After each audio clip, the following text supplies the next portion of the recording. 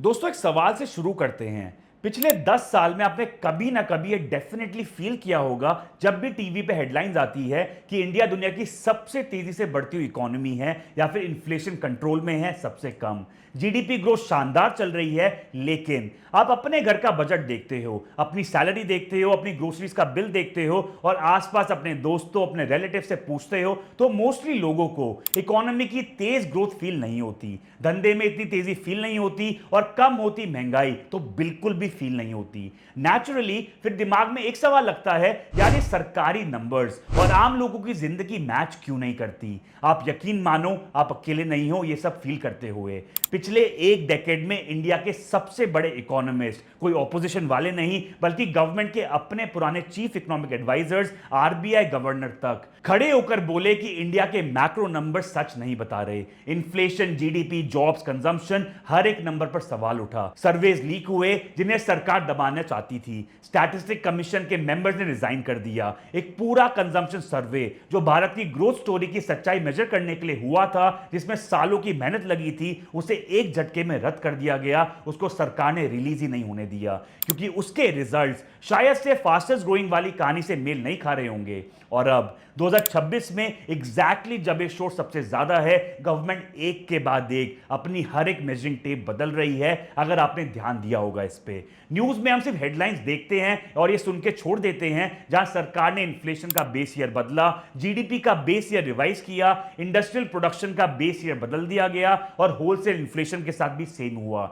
सब कुछ एक साल में इतना जल्दी जल्दी बदल रहा है और हम इन हेडलाइंस में ज्यादा घुसने की कोशिश नहीं करते। इसीलिए आज मैं आपको बताऊंगा असली कहानी और ये क्यों इंपॉर्टेंट है। दोस्तों दिमाग में ये सवाल आना लाजमी है जो आज पूरा देश पूछ रहा है, क्या ये सिर्फ एक रूटीन टेक्निकल अपडेट है या फिर जैसे लोग कह रहे हैं सरकार चुपके से नंबर्स को ऐसा बना रही है जिससे सब कुछ सुंदर दिखे। आज हम इस पूरी कहानी को खोलेंगे और पहले समझेंगे कि शक आया कहां से, क्योंकि वो सिर्फ हवा में नहीं आया, उसके पीछे सॉलिड घटनाएं हैं। फिर समझेंगे कि ये बेस ईयर का खेल एक्चुअली है क्या और एक बोरिंग सा टेक्निकल चेंज एक देश की ग्रोथ और इमेज कैसे बदल देता है। और अंत में सबसे ज्यादा इंपॉर्टेंट, हम ईमानदारी से यह फैसला करेंगे ये मैनिपुलेशन है या फिर एक जेन्युइन लेट हो चुकी जरूरत थी जो हमें करनी थी। तो चलिए शुरू करते हैं। तो दोस्तों पहले उन लोगों की बात सुन लेते हैं जो कहते हैं नंबर सच नहीं है और क्यों उनकी बात को हम हवा में नहीं उड़ा सकते। तीन घटनाएं समझनी बहुत जरूरी हैं। पहली, खुद गवर्नमेंट के इकोनॉमिस्ट ने सवाल उठाया। 2019 में अरविंद सुब्रमण्यन, जो खुद मोदी गवर्नमेंट के पहले टर्म में चीफ इकोनॉमिक एडवाइजर थे, हार्वर्ड से एक रिसर्च पेपर रिलीज करते हैं और उसमें वो कहते हैं कि 2011-12 के बाद जो नया जीडीपी कैलकुलेशन मेथड आया है उसने इंडिया की ग्रोथ को लगभग 2.5 परसेंटेज पॉइंट से ज्यादा दिखाया है। यानी ऑफिशियल नंबर कह रहे थे इंडिया 7% से बढ़ रही है, लेकिन सुब्रमण्यन का अनुमान था असली ग्रोथ शायद 4.5% के आसपास थी। उनका लॉजिक काफी सिंपल था, बिजली की खपत, रेलवे फ्रेट, दो पहिए गाड़ियों की बिक्री, इंडस्ट्रियल प्रोडक्शन, ऐसे 17 में से 11 इंडिकेटर जीडीपी की उल्टी दिशा में चल रहे थे। अगर इंजन ठीक चल रहा है तो सब डायल साथ में क्यों नहीं बढ़ रहे। गवर्नमेंट ने इसे तुरंत रिजेक्ट किया, बोला चेरी पिक डेटा है, ब्लाइंड ट्रस्ट फैलाया जा रहा है, पर बात निकल गई थी। जब सरकार का अपना आदमी ये बोल दे तो पब्लिक का शक पुख्ता हो जाता है। दूसरा, जॉब्स का डेटा जिसे दबाने की कोशिश करी गई। दोस्तों उसी दौर में एक और रिपोर्ट लीक होती है। इंडिया का बेरोजगारी रेट 45 साल के सबसे ऊंचे लेवल 6.1% पे पहुंचा था। गवर्नमेंट ये रिपोर्ट रोक रही थी और प्रोटेस्ट में नेशनल स्टैटिस्टिकल कमीशन के 2 नॉन गवर्नमेंट मेंबर्स ने रिजाइन कर दिया क्योंकि कमीशन ने रिपोर्ट अप्रूव कर दी थी पर सरकार रिलीज नहीं कर रही थी। सोचने की बात है, जो लोग इंडिया के नंबर्स की निगरानी करते हैं वो खुद बाहर निकल रहे हैं, तो ये कोई छोटी मोटी बात नहीं थी। तीसरा और सबसे ज्यादा बड़ा, एक पूरा सर्वे जंग कर दिया गया। नवंबर 2019, बिजनेस स्टैंडर्ड एक लीड एनएसओ सर्वे छापता है। सर्वे यह कहता है कि इंडिया में एवरेज कंजम्पशन यानी लोग महीने में कितना खर्च कर रहे हैं, वो नंबर 4 दशक में पहली बार नीचे आया। गांव में 8.8% से गिरावट देखने को मिली और लोगों ने खाने तक पे कम खर्चा करना शुरू कर दिया था। इसका सीधा मतलब था कि गरीबी बढ़ रही थी। अब ध्यान दीजिए, लीक होने के उसी दिन पे गवर्नमेंट ने पूरा सर्वे रिजेक्ट कर दिया। डेटा क्वालिटी इश्यूज बताकर। रिजल्ट, इंडिया के पास लगभग एक पूरे डेकेड के लिए गरीबी का कोई ऑफिशियल आंकड़ा नहीं था। अब आप खुद सब चीजें जोड़िए।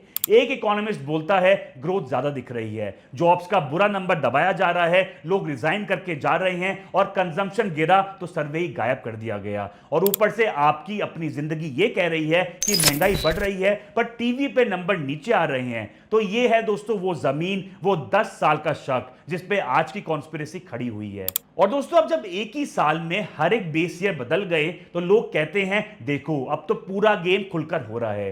पर, और ये पर पूरी वीडियो का दिल है, क्योंकि शक और सबूत दो अलग चीजें होती हैं। असली खेल समझने के लिए पहले यह समझना पड़ेगा कि बेस ईयर होता क्या है, क्योंकि जब तक आप ये नहीं समझते ना आप गवर्नमेंट से सीधा सवाल पूछ सकते हो, ना कॉन्स्पिरेसी थ्योरी को सही से चैलेंज कर सकते हो। तो चलिए 2012 की गली में चलते हैं। वह शर्मा जी की किराना की दुकान है। सरकार को महंगाई नापनी है तो वो एक थैला बनाती है, एक इमेजिनरी थैला, जिसमें वो सब डालती है जो एक एवरेज फैमिली खरीदती है। आटा, दाल, दूध, पेट्रोल, कपड़ा, किराया और दवाई। फिर बोलती है कि 2012 में इस पूरे थैले का जो दाम है उसे हम 100 मान लेते हैं। यही 100 दोस्तों है बेस ईयर। ये रुपये की वैल्यू नहीं है, एक शुरुआत निशान है, जैसे रूलर या स्केल पे वो जीरो जहां से आप हर बदलाव को नापते हो। अगले साल वही थैला 6% महंगा हो जाता है तो इंडेक्स हो जाता है आपका 106, और पूरे सिस्टम का नाम है सीपीआई, जो आपका इन्फ्लेशन बताता है। अब एक गहरी बात पकड़ो, पूरा खेल इसी पे टिका है। इंडेक्स आपको दाम नहीं बताता, सिर्फ बदलाव बताता है। मतलब अगर स्केल ही गलत जगह से शुरू हो रहा हो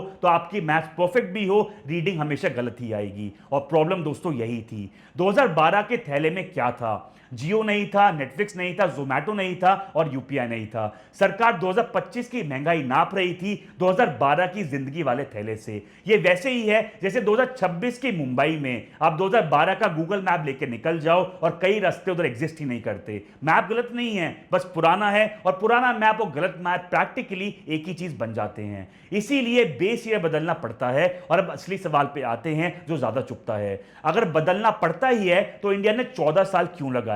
जरा दुनिया पे नजर डालते हैं, क्योंकि यह सुन के आपको जरूर शौक लगेगा।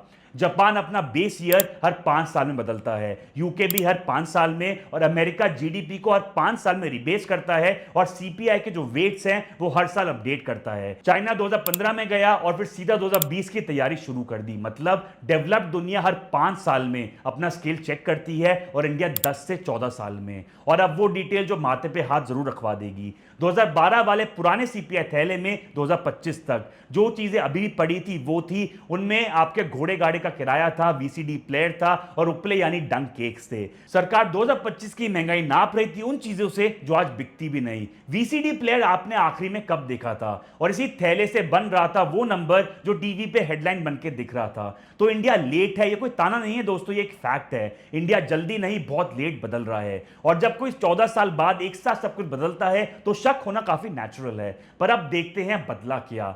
पहला, सीपीआई का बेस ईयर 2012 से 2024 हो गया, और नए थैले में खाने का जो वेट है, जो पहले लगभग 46% था, वो गिर के 36.75% कर दिया गया। आपका पहला रिएक्शन होगा कि खाने का वेट कम कर दिया तभी इन्फ्लेशन कम दिख रही है, तो चालाकी है। पर रुको, ये दोस्तों 150 साल पुराना वर्ल्ड फेमस रूल है जिसे एंजल्स लॉ कहते हैं। जैसे जैसे लोग अमीर होते हैं वो खाने पे अपनी इनकम का प्रोपोर्शन कम खर्चा करते हैं, टोटल खर्चा बढ़ता है, पर फोन, ट्रैवल, एजुकेशन पे ज्यादा जाता है। तो वेट गिरना मैनिपुलेशन नहीं है, ये एक प्योर मैथ्स है। लेकिन इसका एक साइड इफेक्ट भी है दोस्तों। जब खाने का वेट 46% से गिर के 36% कर दिया जाए तो टमाटर, प्याज, दाल में आग भी लग रही हो, फिर भी हेडलाइन नंबर उतना नहीं हिलते जितना पहले हिलते थे, क्योंकि फूड स्पाइक अब डाइल्यूट हो जाता है। और आपके घर में तो शायद अब भी 50% खाने पे जाता होगा, क्योंकि सीपीआई एक एवरेज इंडियन का नंबर है, और एवरेज कभी भी किसी एक इंडिविजुअल की रियलिटी नहीं बताता। यही से नंबर और जिंदगी का जो गैप है वो पैदा होता है और बढ़ता जाता है।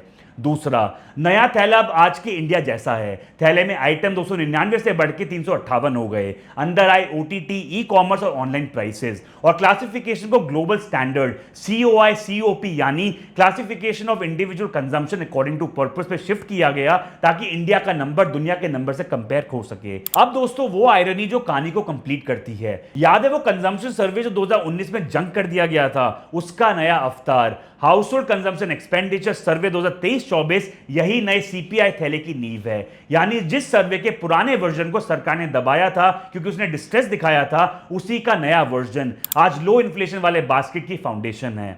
अब दोस्तों 15 जून 2026 को WPI आया, जो है आपका होलसेल प्राइस इंडेक्स 9.68% पे। इसे फ्रेम में रखो। CPI दोस्तों वो इन्फ्लेशन है जो आप एज अ कंज्यूमर दुकान पे देते हो, यानी रिटेल पे। WPI वो इन्फ्लेशन है जो थोक यानी फैक्ट्री लेवल पे होती है। WPI में सर्विसेज नहीं होती, सिर्फ गुड्स होते हैं और उसमें मेटल, फ्यूल और रॉ मटेरियल का ज्यादा वेट होता है। इसीलिए दोनों कभी कभी उल्टी दिशा में चलते हैं और इसीलिए RBI इंटरेस्ट रेट का फैसला CPI देख के लेता है, WI देख के नहीं। नए WPI में बेस 2011-12 से 2022-23 कर दिया गया। आइटम 697 से बढ़ा के 957 कर दिए गए, जिसमें सोलर, विंड और न्यूक्लियर इलेक्ट्रिसिटी तक शामिल हुए। और सबसे बड़ा मूव यह है कि इंडिया धीरे धीरे WPI को रिटायर करके दुनिया के स्टैंडर्ड PPI यानी प्रोड्यूसर प्राइस इंडेक्स पर शिफ्ट कर रहा है।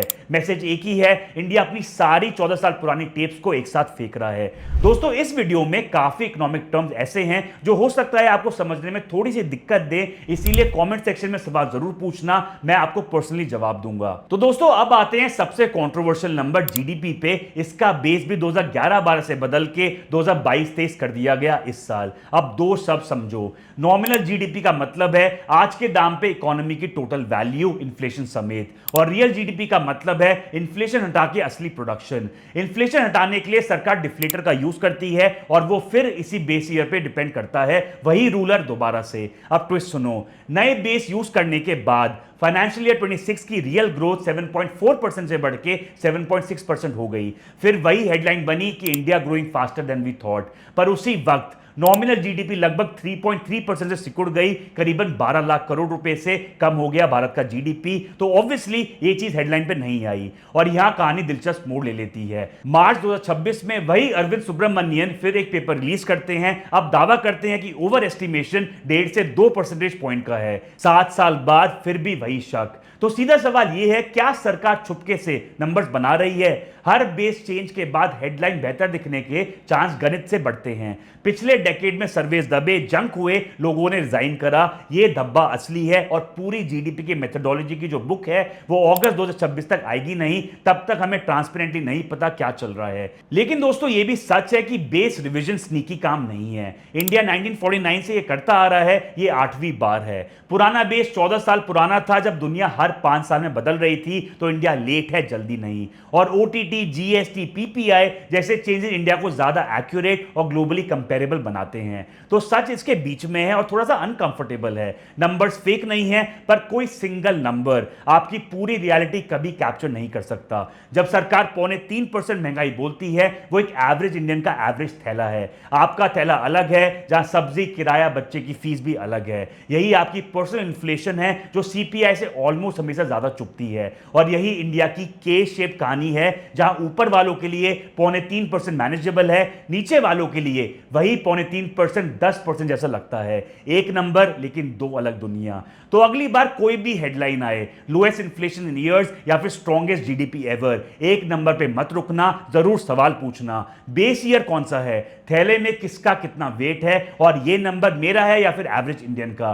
क्या जो हेडलाइन नंबर्स आ रहे हैं वो सच्चाई से कितने पास हैं या फिर कितने दूर हैं? इंडिया अपनी मेजरिंग टेप बदल रहा है, जरूरी भी था और लेट भी हैं हम, पर टेप बदलना इकोनॉमी नहीं बदलता। और जब तक आप खुद अपनी रियलिटी पढ़ना नहीं सीखते, कोई भी नंबर हो, चाहे 2.75% या फिर 9.68%, आपको सच नहीं बताएगा। यही सोचने वाली बात है। मिलते हैं नेक्स्ट वीडियो में। मैं हूं आपका दोस्त और economist Aditya Gupta. Take care, stay smart, Jai Hind.